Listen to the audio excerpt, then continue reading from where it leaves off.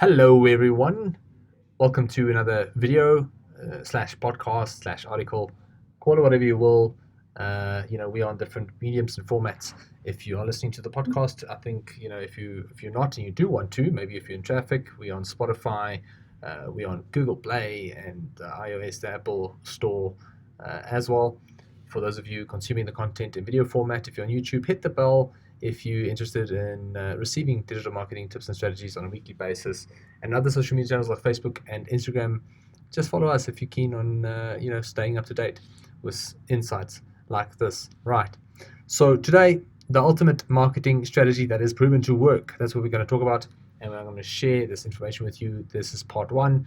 We'll be doing a part two as well, and I'm really excited about that because I think that's going to be a lot more practical in terms of getting your hands dirty and actually going about doing your marketing.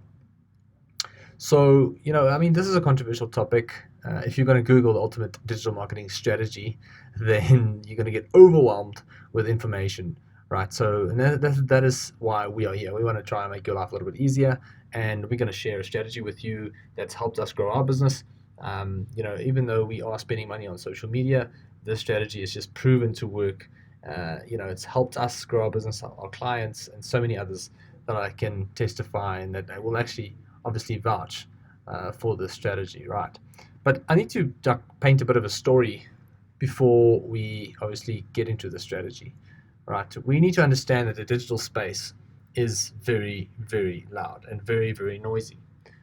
There's obviously a ton of advertisers today on social media and the internet, and it's not like in the old days where only the rich and famous brands were able to advertise on billboards and radio and all that kind of stuff. Today we have much cheaper mediums available, which means there's a lot more people competing for attention, and that's why there's so much noise, right? And people are becoming immune to this. Like they are not responding to ads the way that they used to when Facebook just launched.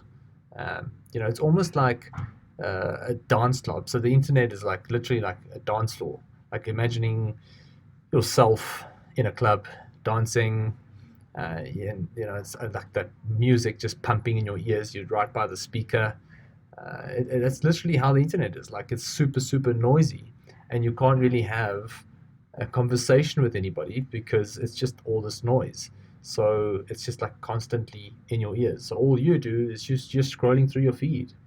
Um, the internet is like that dance floor essentially.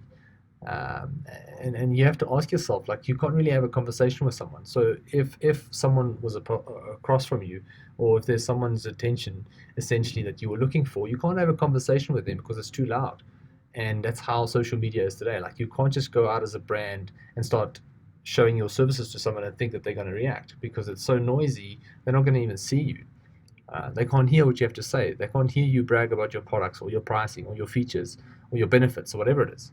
So, we need to find ways in order to get people's interest, get them to understand our brand and our products, and that's what we're going to talk about, right? So, how would you approach an attractive counterpart at a nightclub? So, if the attractive counterpart is your prospect, how would you go about, kind of like getting their attention?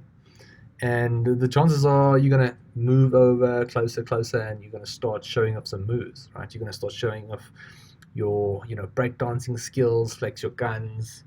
I don't know.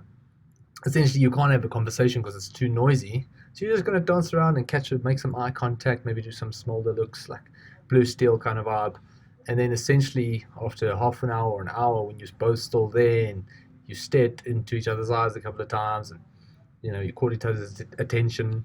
Then it's like when you move over and go, hey, um, you know, I would like to maybe get to know you a little bit better. Can we move somewhere quiet where I can buy you a drink? Only then. Like, you're not going to obviously walk up to someone and just ask them if you can buy them a drink.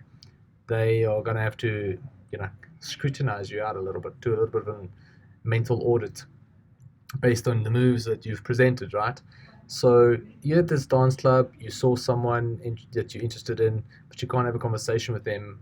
That's kind of like the social media feed or the internet because it's too noisy. You have to do something that captures their attention. That's essentially where you create a good-looking ad or awesome video. You write copy that just stands out of the feed by using emojis, whatever it may be. And then that's when you go, hey, can I buy you a drink and get to know you a little bit better? And now only can they get to know you a little bit better. Once you move over to that bar where things are a little bit more quiet, you can start talking about your hobbies, your passions, what kind of work are you doing, what kind of line of work she or he is in. That's when you get to know each other a little bit better. And that is what we call your direct marketing list. That's where we nurture these relationships.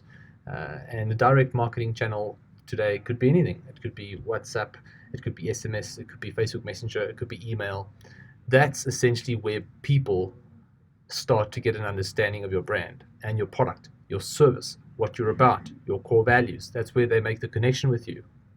We see this all the time. Every time we email our database, people stay top of mind, the business stays top of mind, and people start building a connection with me and V8 Media, right? So it's a direct line of communication. That's what direct line of communication is all about. It's like, I've got your email address, you've got mine, and I'm giving you information, you're reading it, and sometimes you feel like replying. So now we have one line of communication between the two of us.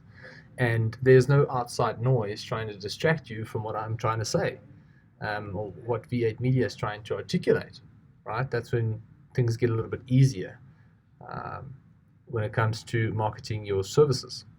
Right, so let's talk about email marketing, because I'm going to use the email marketing example specifically. And you need to know that paid media essentially, obviously, has a direct impact on your marketing and performance, because the moment you put money into AdWords, then there's a direct impact on traffic to your site, which means you can immediately start generating leads. However, you can't immediately get an email list of 1,000, 2, 3, 4, 5, and plus 1,000 people, right? It builds over time. It builds up over time. It's like compound interest.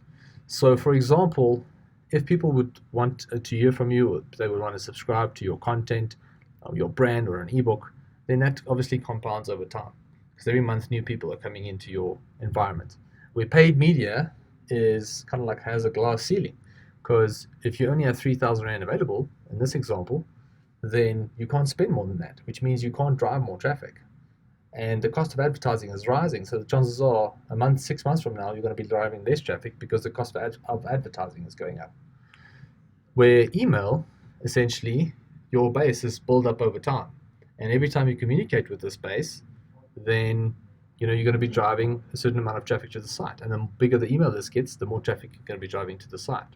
So in this example, let's say that you are running Google Ads, for example, and you have a 3,000 Rand budget. A lead is costing you 300 bucks. And at the same token, your email subscribers are costing you 10 Rand. So you've got an ebook or something that you've presented. It's costing you 10 Rand to get someone into your environment. All right, so for 3,000 Rand, at a cost per lead of 300 bucks, we get 10 leads. At 3,000 Rand, at 10 Rand a subscriber, what's happening here is that we're going to get 100 people into our email list, so 100 subscribers, okay? But let's be conservative and say 3% of them, arbitrary number, of course, just for the sake of exercise, converts into a lead. That means that we get 3 leads. So obviously paid media takes the cake, because there's immediate results for that 3,000, and there's 10 leads. But we only have 3,000 Rand. So for the first month for email, we get 100 subscribers, and we get 3 leads if we have a 3% conversion rate on those subscribers. Now, let's see what happens over time, because paid media takes the win immediately, but let's see what happens over time. Right, so for 3,000 Rand, we get 10 leads, and that's constant, because we need to spend more to get more leads. But for email, for example, your direct marketing channel, we spend 3,000 Rand, we get 100 subscribers, that's 3 leads. The next month, we still have 3,000 Rand. We get another 100 subscribers, so now we have 200. Right, we send a couple of emails, we still have a 3% conversion rate, and now that works out to 6 leads. Okay, because technically 200 at a 3% conversion rate is 6 leads. This is now for 3,000 Rand. Next month, we spend another 3,000 Rand. Now we have 300 people in our email list. Now we send a couple of mails, we get another 3% conversion rate. Now we have 9 leads. Okay, you see what's happening here. Last month, 3,000 Rand. This is the month 4, 120 days later. Now we have 400 subscribers. Now we send a couple of mails. We still get a 3% conversion rate. Now we have 12 leads. Now we have more leads than paid media, even though we're spending the same money 4 months down the line. So that is the power of compound. I switched slides, but you can't. Yeah, there we go. I just want to make sure that you can notice this. This is the power of compound. And I think it was Warren Buffett that said compound interest is the eighth wonder of the world, right? So in our first month, we're paying 300 Rand a lead for paid media. And we're paying 1,000 Rand a lead because we had 3 leads, if you remember, yeah. So we're paying 1,000 Rand a lead in month 1. But in month 2, we had 6 leads, right? We said, yeah, we had 6 leads, okay? That's 500 Rand a lead now. Now in month 3, we have 9 leads divided by 3,000 Rand, because that's what we spent technically. Now our lead cost is 333 bucks. So it's very close to paid media. All right. Now in month 4, 120 days later, we get 12 leads for the same, price, which is now 250 Rand a lead.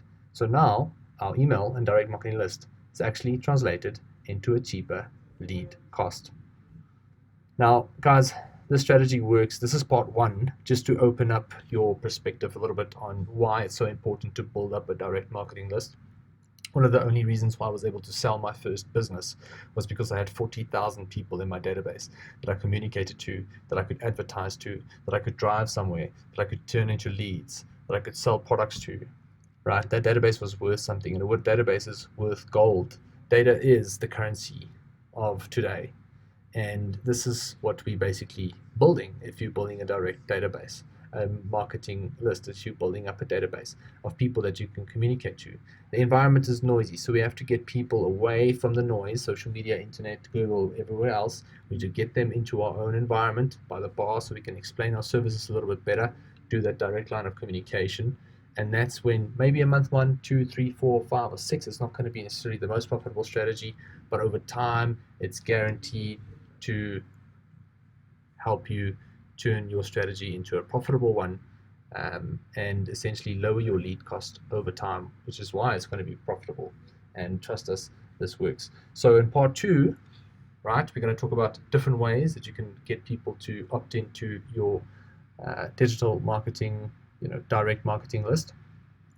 And we're going to show you some tips and strategies and tricks on how to get the most out of your database as well, so that you can convert that database into leads and actual sales with regards to your brand and your product and services that you're selling. Right, all the best, and see you guys next week.